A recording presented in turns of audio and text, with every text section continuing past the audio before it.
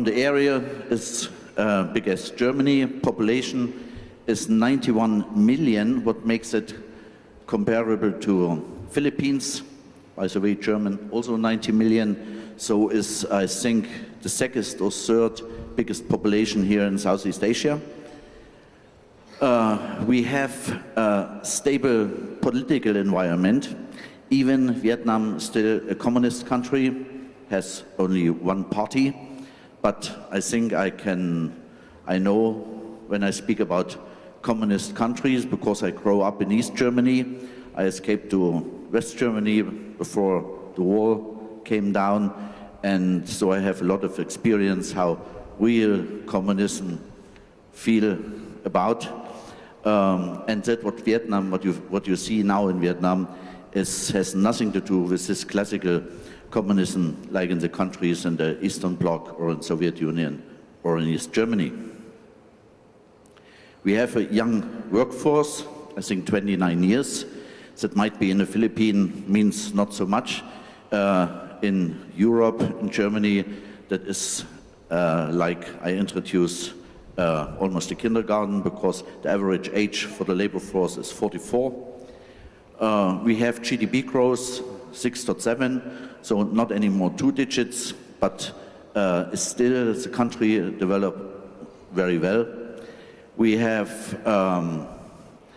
global integration, so Vietnam is very eager to join free trade agreements, bilateral agreements with most of the Asian countries and also with the European Union. We have improved infrastructure, we have balanced trade, so inside this emerging countries, development doing not so bad. To understand the history of Vietnam, what is a little bit different because of the wars in the past with the French and American war. So from 1980 to 1990, there was actually post-war recovery. I felt it when I moved to Vietnam, and people, family or clients asked me, do we on North or South Vietnam? And I must make clear that the war is over, it's at 75, or at least later than 80. So the country developed. We had in this time an inflation of 300 to 35%. The economy were down after this wars, and Vietnam was a very low income country. Then came the time in 1990 to 2000. Vietnam developed. IT is talking about, this is an agricultural country, so we have rice, we have coffee. Vietnam is the second biggest exporter of coffee beans. We have the fishing industry, processing industry, and Vietnam began to think about IT.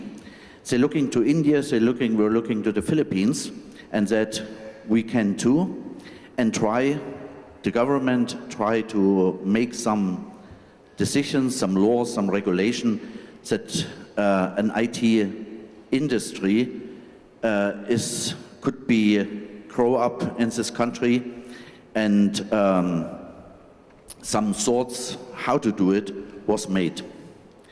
When Vietnam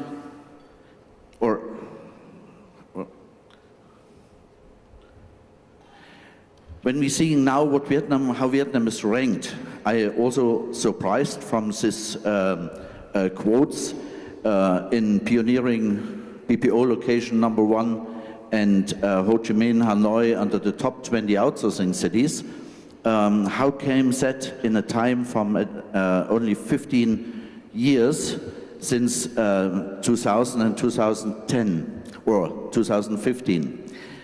In this period, 1990 to 2000, when the government began to make the basics, that means an FDI law was implemented, plans for some software parks were made. One of the biggest one is in Saigon. They wanted to call it kind of Silicon Valley of Saigon, and the first ITO companies appears Most of them were software companies. First one was FPT. FPT, the F was for food, stands for food or financial industry, so that was not founded as a software company, but the founder married the daughter of the Prime Minister, what makes it also a little bit easier. And that is now what is, for instance, Siemens in Germany. It's a very mighty business in Vietnam. Some 10,000 people works there, and that was one of the first player. Companies like Global Cybersoft, TMA followed.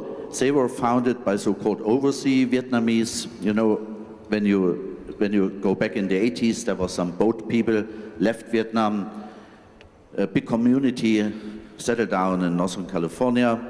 They're making good business, and then some next generation or the third generation back to Vietnam to invest this money. A lot of companies were founded, and the first one was software.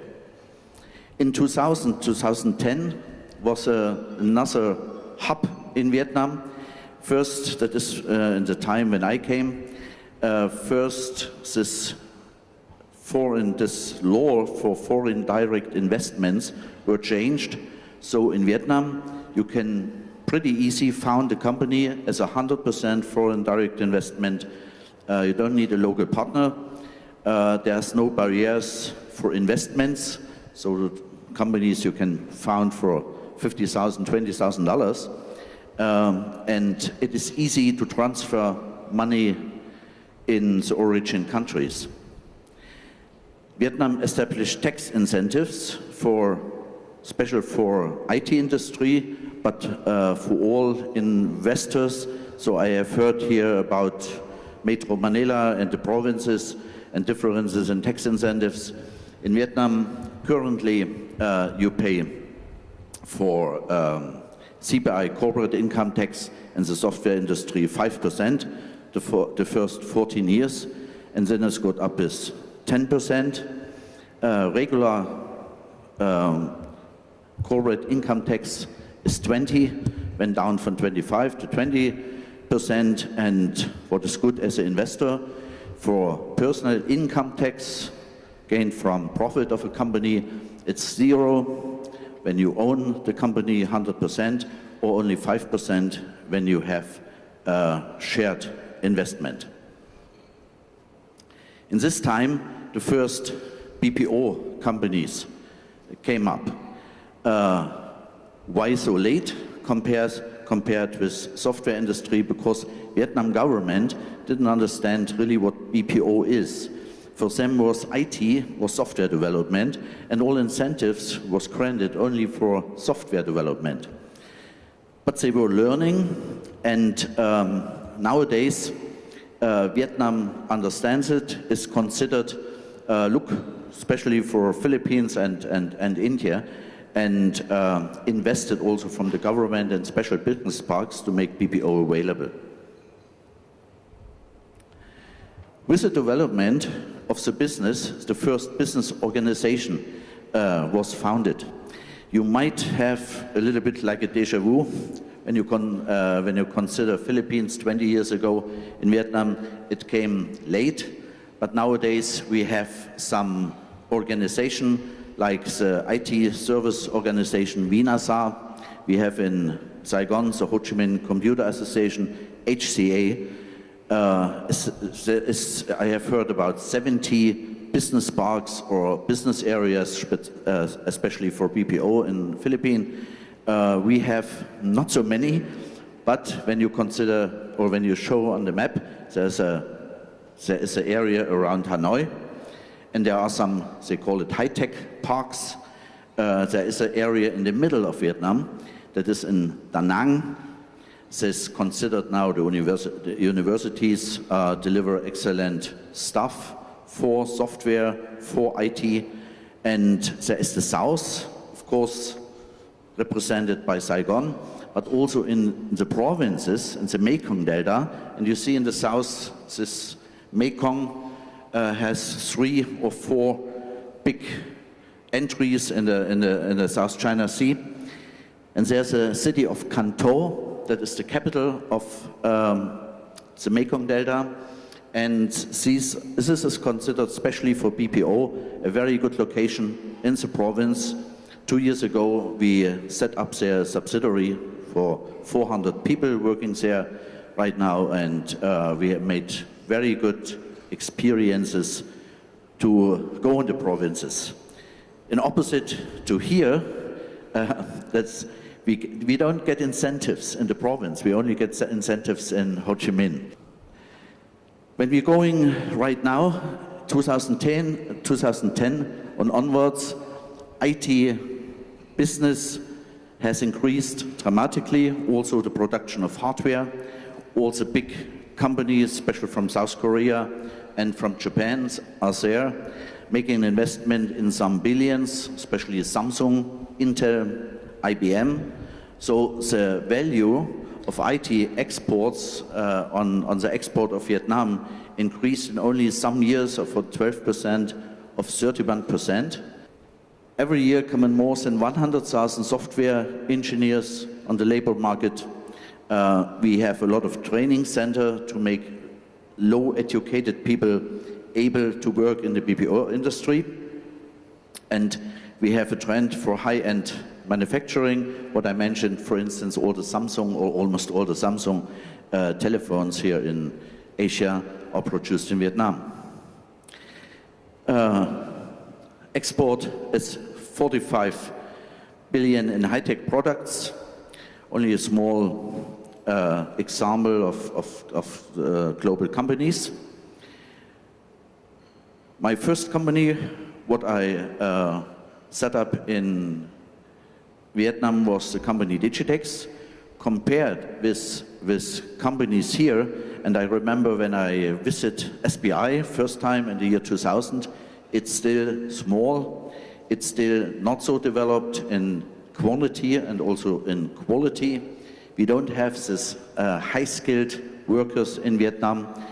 Vietnam compete often only via costs. They are lower than here or in China or in India. So a data operator getting around about $150 a month. But Vietnam knows, like all the other countries, that we have this problem to move on the middle or high-skilled worker. DIGI-TEXX provided data entry and moved then to digital services for banks, for insurance, for telecom companies. In this time, when I founded this company, I didn't want to compete with India or with the Philippines, so we were looking for niches, and we found the niches in the other languages, German language, of course, but also a lot of European countries have quite good developed economy, and they had no chance to outsource their business because India and Philippines, I think, is well known for language skills, and that's English. And that is, and a country like Hungary or Finland saying, okay, then that's not really our location. So we did a lot of sales work in Europe and to catch all these other languages and these other markets. Now we're doing 30 plus languages. We have 24/7 services. We have 2 locations in Saigon and in the Mekong Delta, what I mentioned already, for business continuity, but we believe that this 25 million people around Kanto in the Mekong Delta will be developed soon as very valuable workforce for BPO purpose. Current market, still European Union market, Asian, and a little bit US. I hope also for Australia, but it's, when you compare for this, like the Philippine companies, BPO companies here is still small. We are located in Kwangtung Software City.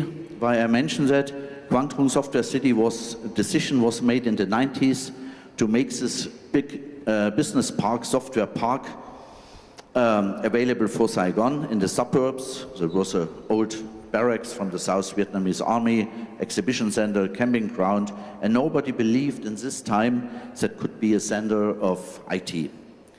This Quang Trung Software City, that's why, because it is a compound with apartments, with universities, with hospital, kindergarten, and developed very well. And today there are more than 20,000 people working there. And this is the largest IT hub in Vietnam, at least in South Vietnam. 150 enterprises, half of them foreign direct investment working there, and today they have the 16th anniversary.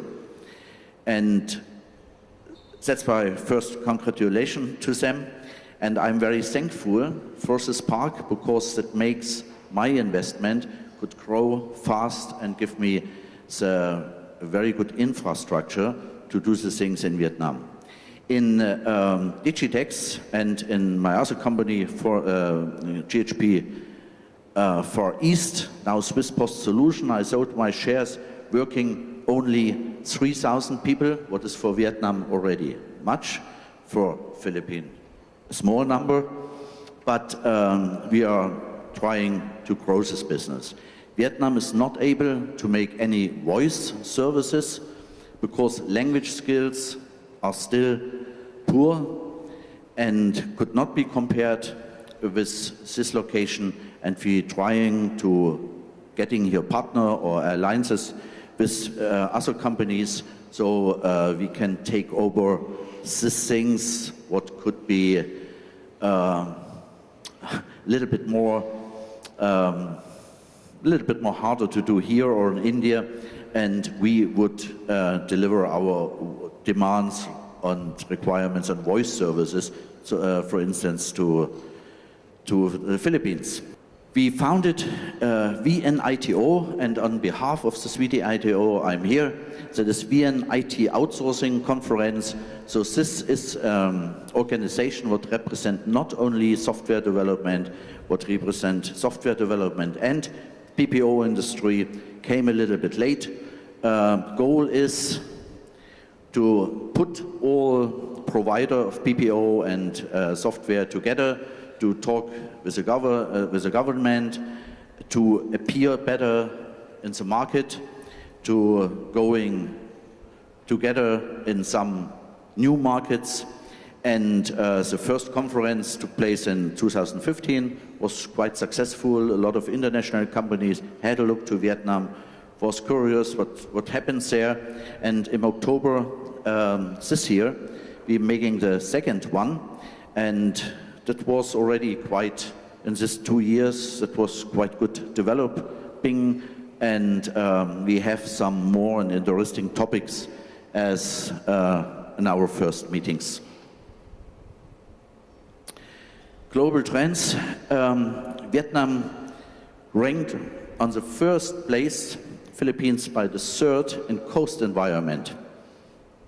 That means Vietnam still compete with low costs, comes from low labor costs.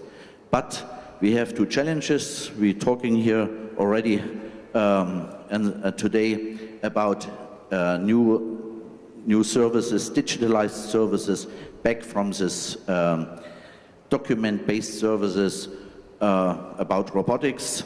So that means these technologies don't need a lot of low-cost labor anymore.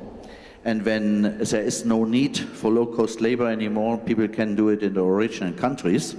So that is our challenge, what we also face in Vietnam, where we are more not in the development skills, where we also still have a lot of employees on the low skills. We have challenges in also voice. Some Siri or this new Amazon things will take over maybe some simple voice services, and we are good in banking services for credit cards, and maybe only in 5 or 10 years there are no credit cards anymore, and the applications and the supporting documents we don't need because they are in a safe and secured and encrypted technology available already. The second challenge is, of course, we have mentioned sometimes today, political challenges. We had Brexit and Donald Trump in US. We faced actually, especially Vietnam, after the war, a constantly development in economy and social things. There was no gap. Vietnam was not developed in the Asian crisis in the late 90s. So everything became better and easier. Visa exemption was granted for some countries recently. No barriers for customs, for payment, for taxes.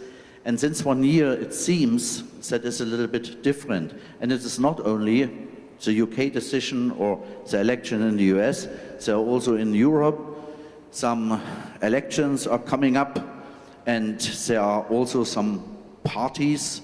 They count more of separation, of new barriers for trading, and I think we all think that this will be not the future, but we have to challenge this situation right now, and we